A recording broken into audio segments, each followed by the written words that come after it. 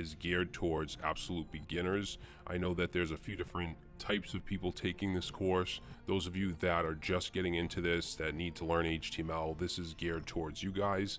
And then there's those of you that are comfortable with HTML that took this course to learn more about creating better looking websites and user interfaces, see it more geared towards CSS. Just be aware that this particular section is very basic and it might be a lot of stuff that you already know.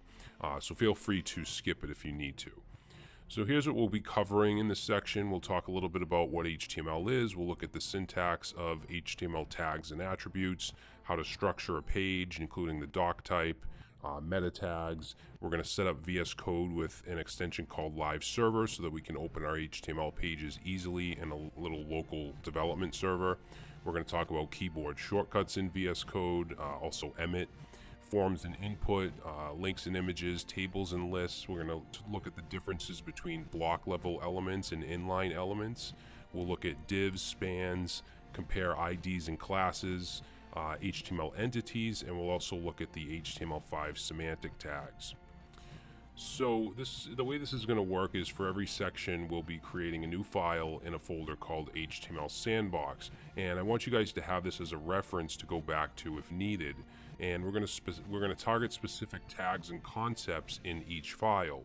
Okay, so we'll have like a forms and input file. We'll have a file for tables and lists and paragraphs and headings, things like that.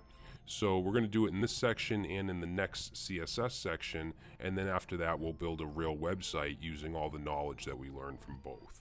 Alright, so I'm going to include both the starting files and the finished sandbox in this lecture for you to download. So you can either use that or you can create the files as we move along like I'm doing.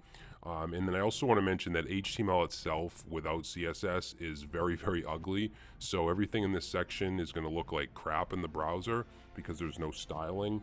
When we get to the CSS section, we'll start learning how to align things, how to add backgrounds, colors, borders, stuff like that. Alright, so let's go ahead and jump in.